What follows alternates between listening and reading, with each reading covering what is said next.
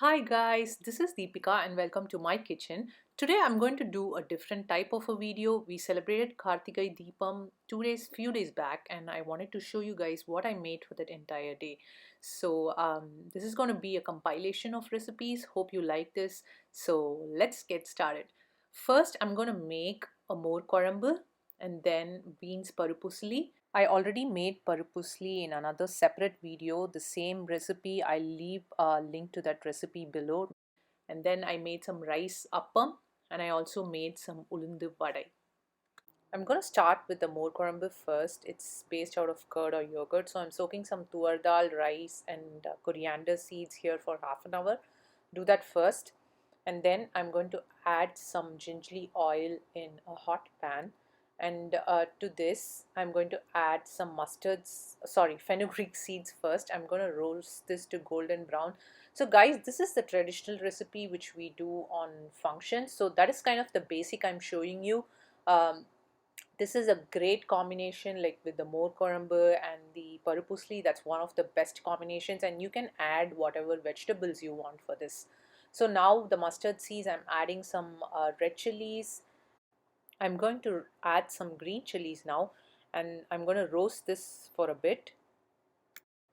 Once that is well roasted, I'm going to add this to my blender or mixie here. I'm also going to add coconut to this. Guys, I leave the detailed measurements of all these things below, so don't worry about the measurements. So now once I've added my coconut, grated coconut, this is fresh coconut. I prefer to use fresh coconut always. So once I add that, I'm going to make a nice paste out of this. Once I made a paste from that, as a next step, I'm going to add cumin seeds to this. I also added some hing and asafoetida for the paste. I'm going to also add the coriander seeds, rice and the tuar dal which I soaked initially. So then I'm going to make a paste out of this. Once my paste is completely ready, I have a pan heating here and then I'm going to add my paste to it. Nothing in the pan guys, just the ground paste with the coconut and all the other spices we added. To this I'm going to add some water and I'm going to let this boil for a few minutes, and I'm also going to add turmeric to this. The turmeric powder brings out a nice yellow color to the Mor Kozhambu. That is what we want. It needs to be nice and bright yellow. Now I'm going to let this Mor Kozhambu or this paste boil for a good 10 to 15 minutes until all the raw flavor is gone, and then I'm going to add my yogurt or curd. Guys, I'm so sorry I missed the clip. Something happened and the recording where I added the curd or yogurt is not in this video now. So what I did was I just added the curd or yogurt after about 10 to 15 minutes, and then I am just boiling it for like 5 minutes max, not more than that. And then I added some tempering with gingerly oil, mustard seeds, curry leaves and some whole red chilies. I also added some coriander leaves for more flavor, and that's it. My Mor Kozhambu is ready and it looks so bright, so colorful and very very flavorful. It turned out to be really really good. So I hope you guys try this out. I promise it'll taste really good. So the next recipe we are going to make is the ulundu vada. For this I have soaked my urad dal for about an hour at least, and then I added some green chilies to it while I soaked it. As you can see now, I'm adding this to a blender. Make sure that the urad dal soaks at least for an hour. I actually soaked it for more than an hour. Now I'm going to add the salt required for this recipe. Next, I'm going to add hing or asafoetida. I like the flavor of it, so I add generously. And then I'm also going to add some peppercorns to this. Apart from the green chilies, I like that flavor of pepper. You can even add it as whole pepper. They do sometimes that way, so you can do that as well. And then I'm going to make a nice smooth paste out of this. Make sure your paste is really really smooth. That's very important. Next, I'm going to add some fresh coriander leaves or cilantro to this. I like to add a lot and very roughly. It brings out so much flavor. And then I'm also going to add some curry leaves. I just randomly chop them up. So I think these curry leaves and the cilantro, when they crisp up in the deep fried oil, it's just going to taste amazing. So I'm going to add all those and then I'm going to give this a nice mix. I transferred my batter into a wide mouthed vessel here. I'm just gonna give this a nice mix. So the trick behind making the soft vadais is that you have to really work well with the batter. So you just have to keep aerating this. Like, can you see how I'm pulling the batter up and then mixing it? So you need to do that so that like nice air bubbles get formed and so that your vadais are very fluffy. So I'm adding little bit of water, like little by little, and then I'm trying to bring it to the right consistency, and I'm gonna keep fluffing this for the next at least 5 minutes or so. That's when you get the light airy batter. As you can see, I'm doing that for a long time. I just forwarded the video. So the more you do it, the more fluffier it is. And now I stopped. As you can see what the consistency I maintained, I added water little by little, and then I brought it to this consistency. So now my batter is ready. I'm just gonna fry this, deep fry this in my small kuri paniyaram pan, which I have. Guys, please don't mind the pan. It's just I've used it so many times. I didn't take a video of me frying it, but basically you just have to fry it. It's nothing else. That's just me frying the vadas. Guys, I hope you like this. It's a very simple recipe. Hope you try it out for your functions. So next, I'm going to make the star of today, which is the appam. So here I have some rice soaked for about 1 hour in water. I soak this really well. You make sure you soak it at least for an hour.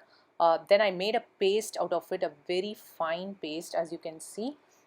Next to this, I'm adding some cardamom powder. Guys, make sure your paste is ground really well. If your mixie or your blender gets very hot, then make sure you take some breaks and blend it well. So now I'm going to mix this really well once. Next, I'm going to add a jaggery to this, that is the sweetener here. I like to add equal parts of jaggery and rice, or maybe a little lesser. I leave the measurements below. You can choose if you want it a little bit less sweeter, then you can reduce the amount of jaggery.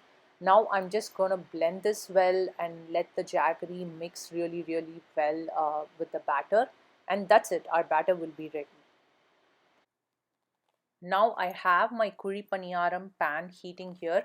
Guys, you can directly fry the appam in oil, but I just choose to do it this way because I get a nice shape and I don't need to use too much oil or ghee. Excuse me. So now this, guys, please don't mind the pan. I've used it so many times, that's why it's gotten off its non-stick and it kind of looks messy, but I promise it's cleaned well. Now I'm going to add some ghee to this. As you can see, you can even use oil. I just like to add that extra flavor from the ghee or the clarified butter because I eat this very occasionally, so you know I want that richness. So I'm just adding those to the different pots here. Now to each of these pots, I'm going to add some of the batter. I just take about usually a spoon of the batter, not more than that, because these will puff up. And I've seen recipes where people add baking soda to this. You can if you want to, but I just like this traditional way of not adding anything or adulterating it with any other extra ingredients. Also, make a note of the consistency of the batter. It's very flowy. It's flowy even more than a dosa batter. So make sure you add that amount of water when you are actually making the batter. Now I'm going to let these cook well on one side, and then I want to turn them. I want like that nice golden brown color, and I also rotate the pan around so that there is like even heat across every appam. Now I'm turning them with a fork. You can even use a fork and a spoon. Wow, they just look so yummy. I think I have some batter left over. I'm gonna make more with that. So I'm just, flipping them around, playing with them. As you can see, it has puffed up a bit and it's nice golden brown.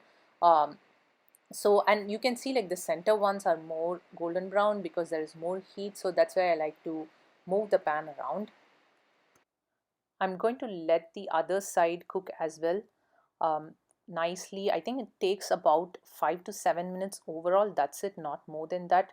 I'm just flipping them around and seeing if they are cooked. That's what I'm doing here, just to keep an eye on them. And now think they are almost ready. So I'm going to flip them and I'm going to transfer it to my plate.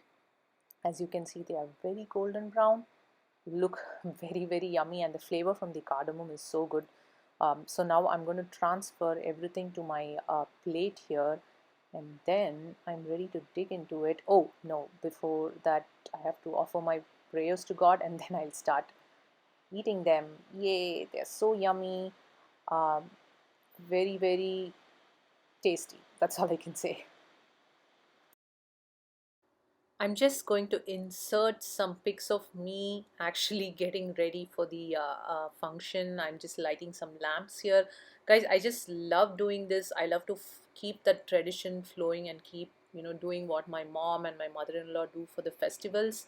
Um, if you plan well and execute everything simultaneously, uh, I'm pretty sure everyone can do this. It's so much fun doing this, and I hope you guys find this as an inspiration.